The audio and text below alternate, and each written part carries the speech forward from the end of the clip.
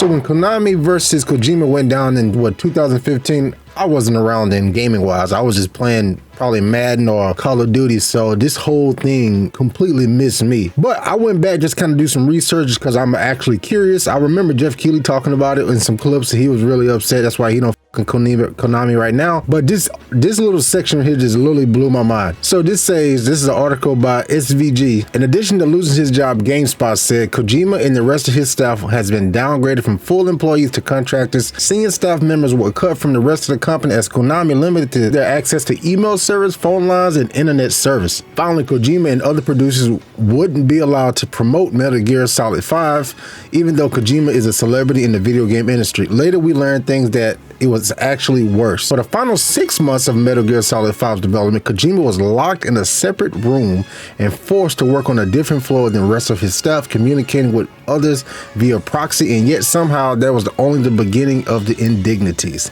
I remember someone saying something about him having to work in a closet or some shit like that, but I never did my individual homework. This is crazy. I'm saying all this to say, from this to happen to now, almost 10 years ago to now, that the current producer saying that it would love to work with Kojima on a Metal Gear game, which is probably not likely to happen. But again, I would imagine this guy had nothing to do with all the shit that was going on then, because from my understanding, the new president came in for Konami and he wanted to focus more so on the mobile games. I know a lot of you probably know this already. This is all fucking new to me, which goes back to the Pachinko machines and the casino machines, or whatever case may be. So they was focusing on that. And of course, Kojima is an artist. I'm sure he's very difficult to work with because artists are particular about their shit, just the way it is. Then you got the corporate suits come in, and that's when the friction happens. And that's why the next Metal Gear game that came out after that, Metal Gear Survival or some shit like that I never played, that one fucking got a lot of backlash as expected. And that's why I thought was going to happen with this Metal Gear Snake Eater remake, but apparently they're going about it the right way. They're going about it in a very passionate and respectful way, as respectful as they can, of course, without Kojima being involved, which is very, very fucking cool.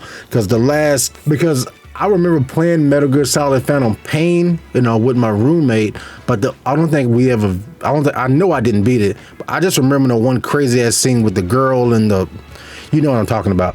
I remember that scene being wild as fuck. I was like, how's this in a video game, bro? So that's not GDA, but other than that, that's all I really remember. But today we have a few updates. I want to give you a few updates about what's going on with Metal Gear Snake Eater, some of the UI, some of the main menu screens. That's a lot of shit like that. Now, I'm not some super duper Metal Gear OG, a super update account. I just been looking for different games I'm excited about to kind of give y'all some updates on that I know a lot of you are interested in particular my mods. I know Vrux, Paladin, they're super Metal Gear Solid fans. Also, we have a community Discord. We have several rooms in there for multiple games, and the Metal Gear Snake Eater is by far one of the most, if not the most active room in there. So if you look for someone to talk about some OG Metal Gear Solid information, the link is in the profile above. Just click on that, join in, say what's up. We would love to have you.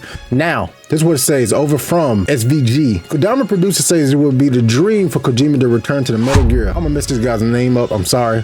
But Noriaki Okumura made the comments during a Japanese live stream on Friday. Henshin! Sorry, I'm a Kamen Rider fan. I had a Kamen Rider chapter. With the caveat that he wasn't assuming Kojima and his former colleagues would necessarily feel the same way. Kojima split from Konami in 2015 following a mysterious falling out following the conclusion of Metal Gear Solid 5. While Kojima still regularly talks about Metal Gear, he no longer has any control over the property. Which is why when they first announced the Snake Eater trailer a few months back and they didn't acknowledge Kojima at all, Jeff Keighley was not having it. I mean, a lot of the fans wasn't having it either, but at the end of the day, I get it because it's business, even though it fucking sucks, but yeah, it sucks. However, it appeared the tensions between the pair may have cooled down in the years since. Asked if there was any chance of original staff members working on Metal Gear again during Friday's live stream, Konami producer Okumura replied, "It's not my place to answer on behalf of anyone outside the company or to guess how they may feel about it. But just speaking for myself personally, I would like nothing better than to work with Mr. Kojima and the rest of the team again.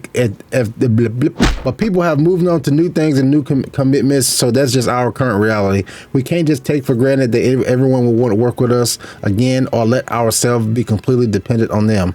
He also added, I just don't think it's right for us to be the ones to make the kind of demand of anyone. We're working with the expectation that whatever we make is up to us on our shoulders to do a good job. Well, remember, this is a rough translation of Japanese to English, so some words and context may be off, but you kind of get the picture. In addition, he also said many staff from the original Metal Gear Solid 3 Snake Eater development team are already working on the upcoming remake. The main external developer working on the Kojima himself was produced for many Metal Gear spin-off games, including Metal Gear Acid 2, Metal Gear Digital Graphic Novel, Metal Gear Solid Portable Ops, Metal Gear Solid Portable Ops Plus, and Metal Gear Survive. So many fucking Metal Gear games, I had no idea. Friday's live stream, the producer went on to claim that, like the recent Metal Gear Solid Master Collection, Kojima and original staff will be credited in the upcoming Solid 3 remake in some form. Okay, so that's a W. That right there is going to make a lot of the fans very happy, including myself. Since we have had a lot of questions about this, Mr. Kojima and all the original development staff are, of course, since we've had a lot of questions about this, Mr. Kojima and all the original development staff are, of course, credited for the original roles, he said. Since we have had a lot of questions about this, Mr. Kojima and all of the original development staff are, of course, credited for the original roles, he said.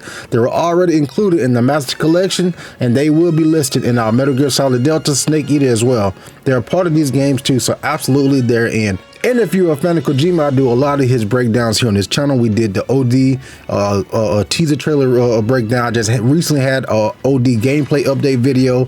I have my Death Stranding 2 reaction, my Death Stranding 2 playthrough, which I still haven't completed, but we're waiting to next year once we get the release date for Death Stranding 2. Either way, big Kojima fan over here. This is your first time watching me. Now, as for the update, now, if you're over here on Twitter, for one, give me a follow at GJX__. But also, if you're a Metal Gear fan and you on Twitter, you need to go follow Metal Gear Network, MGN.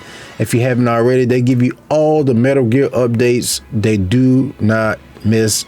And this is where I'm getting my information from here right now. Here's our first look at Metal Gear Solid Snake Eater with the updated original start menu, which a lot of fans had concerns would be absent. Make no mistake, this is a faithful remake as it gets down to very small details of the game. Check this out.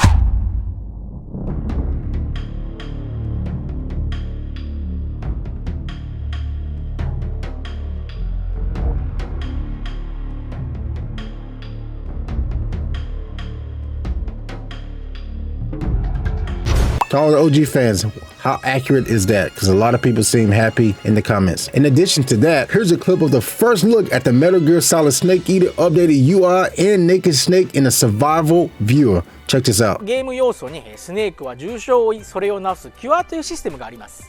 デルタではゲーム中に負った傷は治療した傷も自然治癒した傷もビジュアルとして体に残る。 Have a lot of the same color filters that was also in the original. They have the normal, the sepia, the retro, and the legacy. That legacy look kind of hard, I ain't gonna lie. So yeah, that's about all I have for now. Listen, it's looking like this team has been as faithful as they can possibly be. They are very passionate. They're paying the highest level of respects to the original games, to the original creators.